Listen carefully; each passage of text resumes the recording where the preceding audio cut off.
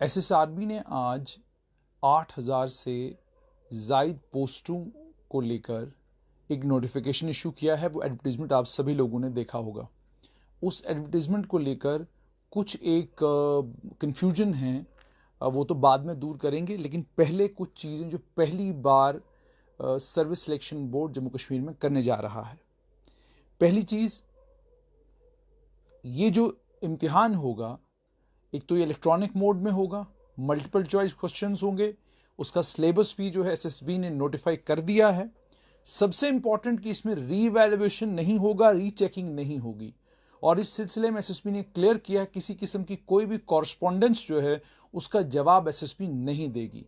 यानी आपने एक बार इम्तिहान दे दिया, जो नतीजा इम्तिहान के बाद आएगा आपको उसको कबूलना होगा। आप रीचेकिंग या री इवैल्यूएशन के लिए नहीं कह सकते हैं। सवाल यहाँ पे ये खड़ा होता है कि रीचेकिंग और री इवैल्यूएशन नहीं हो सकती, ये क्यों कहना पड़ा एसएसबी को? क्योंकि एसएसबी जब भी रिजल्ट डिक्लेयर करता है, रिजल्ट डिक्लेयर करने के बाद जो हंगामे रीचेकिंग और री इवैल्यूएशन को लेकर होते हैं, उसके बाद मामले लिटिगेशन में जाके फंसते हैं और कोर्टों में सालों गुजर जाते हैं, फैसले नहीं होते और फैसले न होने के कारण रिक्रूटमेंट के बहुत बड़े बड़े प्रोसेसेस जो हैं लंबे समय के लिए जो हैं फंसे पड़े रहते हैं। लेकिन राइट टू इंफॉर्मेशन एक्ट के ज़माने में क्या यह मुमकिन हो पाएगा एसएसबी के लिए कि वो रीचेकिंग और री इवैल्यूएशन से मना करें? ये आने वाले कुछ दिनों में क्लियर हो जाएगा, लेकिन फिलहाल के लिए रीचेकिंग और री इवैल्यूएशन मुमकिन नहीं है। दूसरा, नेगेटिव मार्किंग होगी 0.25 की। 0.25 का ये मतलब हो गया कि मान लीजिए आपने 75 क्वेश्चन अटेम्प्ट करे, आपके 10 क्वेश्चन गलत निकलते हैं। 10 क्वेश्चन गलत निकलने का मतलब हो गया कि 75 में से 10 नंबर तो पहले माइनस हो गए, तो आपके 65 नंबर बनते हैं। 65 नंबरों में से अब ये 0.25 हर जो गलत आपका आंसर है, हर गलत आंसर में 0.25 आपके 65 में से माइनस होंगे। यानी 0.25 करते हुए लगभग आप यूं समझ लीजिए कि 4 क्वेश्चनों का आपका 1 मार्क्स कटेगा, 8 क्वेश्चनों के 2, और यूं समझ लीजिए 2.5 नंबर आपके जो हैं वो कट जाएंगे 65 में से भी। तो आपको मिलेंगे यूं समझ लीजिए 62.50 मार्क्स आपको मिलेंगे। तो ये है नेगेटिव मार्किंग, ये भी होगी। और नेगेटिव मार्किंग के साथ साथ में सबसे इंपॉर्टेंट डेवलपमेंट, सबसे इंपॉर्टेंट जो एसएसबी ने बदलाव लाया है, वो बदलाव ये है कि कैडर की एलोकेशन और डिपार्टमेंट आपका कौन सा होगा, ये तय एसएसबी उसी समय करेगा जिस समय रिजल्ट निकल जाएगा। रिजल्ट निकलने के बाद, मेरिट लिस्ट बनने के बाद आपको जो कि जिस समय आप ऑनलाइन फॉर्म भरेंगे वहां आपको प्रेफरेंस और आपको चॉइस अपनी भरनी होगी कि मान लीजिए मेरी डिस्ट्रिक्ट कैडर में अगर सिलेक्शन होती है तो मैं किस डिपार्टमेंट में जाना चाहूंगा, और मैं ऑर्डर ऑफ प्रेफरेंस पे किस डिपार्टमेंट को नंबर 1, नंबर 2, नंबर 3, नंबर 4, किस डिपार्टमेंट को किस ऑर्डर ऑफ प्रेफरेंस से चुनूंगा। जो आपका ऑर्डर ऑफ प्रेफरेंस होगा और उसके बाद जो आपका मेरिट होगा, मेरिट कम प्रेफरेंस की बुनियाद पर आपको डिपार्टमेंट की एलोकेशन और आपके कैडर की एलोकेशन होगी। और ये सब उस टाइम होगा जब 10 जुलाई को आपका लिंक खुलेगा। लिंक खुलते समय आपको सिर्फ और सिर्फ इम्तिहान के लिए फॉर्म भरने का मौका मिलेगा, जिसमें आपको एक फीस पे करनी है 350 रुपया। आप फॉर्म भरेंगे, फॉर्म भरने के बाद जब आप इम्तिहान क्वालिफाई करेंगे, उसके बाद जब आपका सिलेक्शन लिस्ट बनना होगा जिसमें क्राइटेरिया भी डलेगा, और क्राइटेरिया में आप लोग बहुत अच्छे तरीके से जानते हैं कि क्राइटेरिया में बता दिया गया है कि आपको डिस्ट्रिक्ट कैडर की पोस्टों के लिए 10 नंबर डिस्ट्रिक्ट के मिलेंगे, और उसके अलावा 5 नंबर एक हैं, 5 नंबर दूसरे, 5 नंबर तीसरे। और सबसे पहला तो यही है कि 5 नंबर आपको मिल जाएंगे अगर आपके घर में मुलाजिम कोई नहीं। दूसरा, आपको 5 नंबर मिलेंगे अगर आप महिला हैं, विडो हैं, आप सिंगल गर्ल चाइल्ड हैं, तो 5 नंबर वो 10 हो गए। और 5 नंबर आपको मिलेंगे अगर आप कैजुअल लेबरर हैं, तो ये आपके 15 नंबर हो गए। 10 नंबर डिस्ट्रिक्ट क्राइटेरिया के तो 25 नंबर, तो 75 नंबर का आपका पेपर होगा। डिविजनल कैडर की पोस्टों के लिए कह दिया गया कि 5 नंबर आपके, अगर आपके घर में कोई नौकरी नहीं कर रहा, महिलाओं के लिए 5 नंबर स्पेशल केसेस में, और उसके अलावा 5 नंबर कैजुअल लेबरर्स को, तो ये 15 नंबर हो गए। 5 नंबर डिवीजन के मिलेंगे।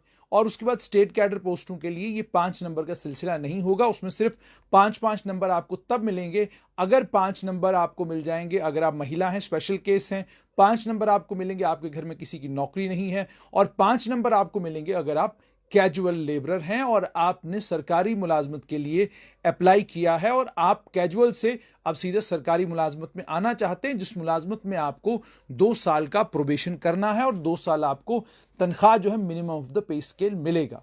अब सबसे इंपॉर्टेंट सवाल जिस पर आप सभी लोग परेशान हैं, आप कह रहे हैं जी मिनिमम क्वालिफिकेशन 10वीं है, मैक्सिमम क्वालिफिकेशन 12वीं है।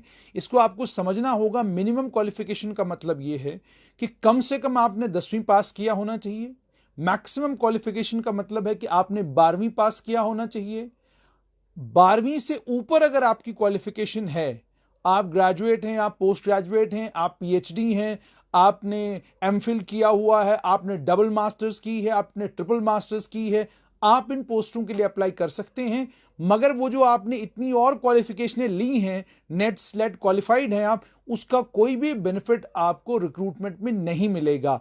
ये है मतलब मिनिमम और मैक्सिमम क्वालिफिकेशन का, कि मिनिमम 10वीं क्वालिफिकेशन चाहिए और मैक्सिमम 12वीं चाहिए। लेकिन 12वीं के ऊपर अगर आपकी कोई क्वालिफिकेशन है, अगर आपकी कोई एक्स्ट्रा क्वालिफिकेशंस हैं, उन एक्स्ट्रा क्वालिफिकेशंस का आपको कोई भी फायदा इस एग्जाम देने के बाद क्राइटेरिया बनाते समय आपको कोई फायदा नहीं मिलेगा। तो आप तमाम लोग जिन्होंने जितनी भी हायर क्वालिफिकेशन हासिल की है, आप सभी लोग इस एग्जाम के लिए एसएसआरबी की इन 8000 पोस्टों के लिए एलिजिबल हैं। तो ये क्लैरिटी के साथ आपको समझ आ जाना चाहिए।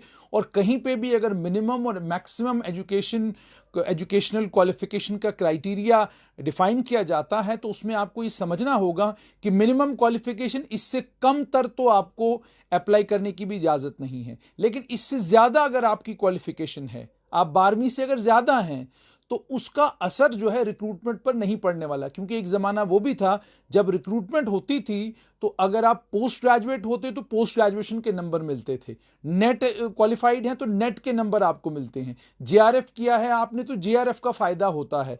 तो वो जेआरएफ नेट वेट उसका कोई भी फायदा, हायर क्वालिफिकेशन का कोई भी फायदा जो है आपको इस रिक्रूटमेंट में नहीं मिलेगा। आप क्लास 4th के लिए अप्लाई करेंगे तो आप 12वीं हैं तो भी आपकी पोजीशन वही रहेगी, वही ग्रेड जो पोस्ट ग्रेजुएट का ग्रेड होगा वही 12वीं वाले का ग्रेड होगा।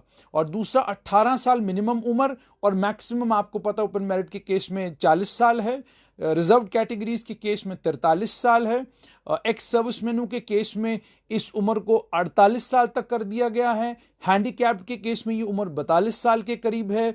तो कहने का मतलब ये है कि तमाम कैटेगरीज का इसमें ख्याल रखा गया है। और उसके बाद जो मैंने कहा कि बहुत सारे फर्स्ट हैं इस रिक्रूटमेंट में, सबसे इंपॉर्टेंट फर्स्ट जैसे मैंने आपको बोला कि इस इम्तिहान के लिए साफ तौर पर एसएसआरबी ने ये कहा है कि अच्छा, इस इम्तिहान में एक और मुझे लगता है मामला कुछ दिनों में यह बनेगा कि 350 रुपया फीस तो की गई है मगर ये तमाम कैटेगरी के लोगों को देनी पड़ेगी।